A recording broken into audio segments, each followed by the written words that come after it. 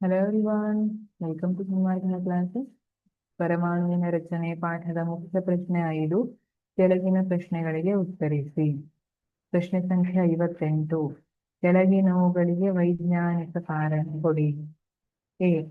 ಒಂದು ಧಾತುವಿನ ಸಮಸ್ಥಾನಿಗಳು ಒಂದೇ ರಾಸಾಯನಿಕ ಗುಣ ಹೊಂದಿವೆ.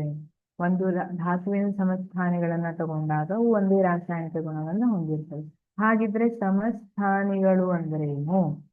ಯಾವುದೇ ಒಂದು ಧಾತುವಿನ ಪರಮಾಣುಗಳ ಪರಮಾಣು ಸಂಖ್ಯೆ ಒಂದೇ ಆಗಿದ್ದು ಅವುಗಳ ಪರಮಾಣು ರಾಶಿ ಸಂಖ್ಯೆ ಬೇರೆ ಬೇರೆ ಆದ್ರೆ ಅದನ್ನ ಸಮಸ್ಥಾನಿಗಳು ಅಂತ ಕರಿತೀವಿ. ಹಾಗಿದ್ರೆ ಅವುಗಳ ರಾಸಾಯನಿಕ ಗುಣ ಒಂದೇ ಆಗಿರ್ತದೆ. ಯಾಕೆ ಅಂತ ಕೇಳ್ತಿದ್ದಾರೆ.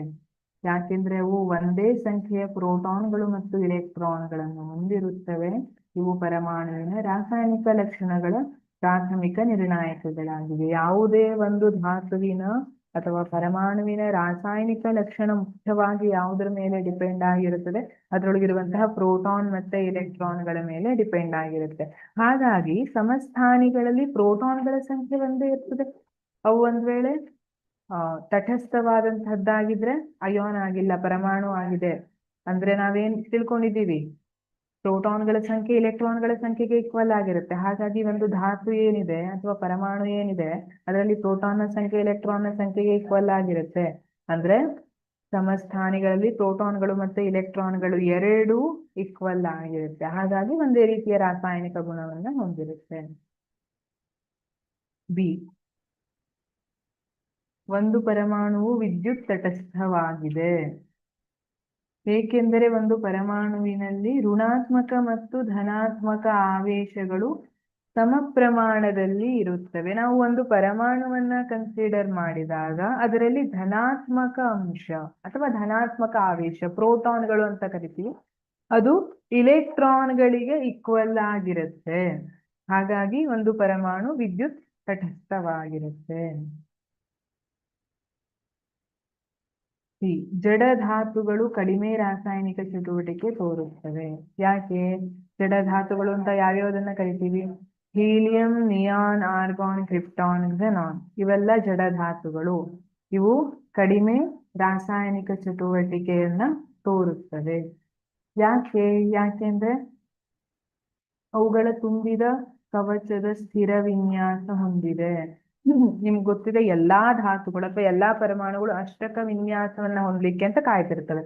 ಆದ್ರೆ ಜಡ ಧಾತುಗಳಲ್ಲಿ ಆಲ್ರೆಡಿ ಅಷ್ಟಕ ವಿನ್ಯಾಸ ಇದೆ. ಅವುಗಳಲ್ಲಿ ತುಂಬಿದ ಕವಚದ ಸ್ಥಿರ ವಿನ್ಯಾಸ ಆಲ್ರೆಡಿ ಇದೆ. ಹಾಗಾಗಿ ಅವು ಜಡವಾಗಿದೆ.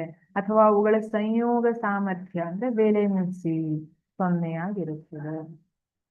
ಡಿ. ಅಯಾನುಗಳು ಪರಮಾಣುವಿಗಿಂತ ಸ್ಥಿರವಾಗಿರುತ್ತದೆ. ನಾವು ಅಯಾನುಗಳನ್ನ ನೋಡಿದ್ರೆ ಪರಮಾಣುವಿಗಿಂತ ಸ್ಥಿರವಾಗಿರುತ್ತೆ. ಈಗ ಉದಾಹರಣೆಯಾಗಿ ನೋಡಿದ್ರೆ ಸೋಡಿಯಂ ಪರಮಾಣು, ಸೋಡಿಯಂ ಅಯಾನ್ ಯಾವುದು? Na+.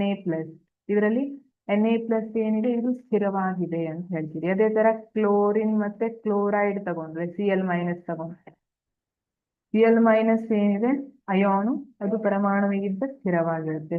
ಕ್ಲೋರಿನ್ ಪರಮಾಣುವಿಗಿಂತ ಸ್ಥಿರವಾಗಿರುತ್ತೆ. ಯಾಕೆಂದ್ರೆ ಅಯಾನುಗಳು ಅತ್ಯಂತ ಹೊರಕವಚದಲ್ಲಿ ಅಷ್ಟಕ ರಚನೆಯನ್ನು ಸಾಧಿಸಲು ಇಲೆಕ್ಟ್ರಾನ್ಗಳನ್ನು ಕಳೆದುಕೊಳ್ಳುವ ಅಥವಾ ಪಡೆದುಕೊಳ್ಳುವ ಮೂಲಕ ಸ್ಥಿರ ವಿನ್ಯಾಸ ಹೊಂದುತ್ತವೆ. ಯಾಕೆಂದ್ರೆ ಇವು ಯಾಕೆ ಅಯಾನ್ ಆಗಿದೆ? ಇವು ಇಲೆಕ್ಟ್ರಾನ್ಗಳನ್ನ ತಗೊಂಡಿದೆ ಅಥವಾ ಕಳ್ಕೊಂಡಿದೆ. ತಗೊಂಡು ಅಥವಾ ಕಳ್ಕೊಂಡು ಅಷ್ಟಕ ವಿನ್ಯಾಸವನ್ನ ಹೊಂದಿದೆ. ಹಾಗಾಗಿ ಅವು ಸ್ಥಿರ ವಿನ್ಯಾಸವನ್ನ ಹೊಂದಿರುತ್ತವೆ. ಈ ಕಾರಣಕ್ಕಾಗಿ ಅವು ಸ್ಥಿರವಾಗಿರುತ್ತವೆ.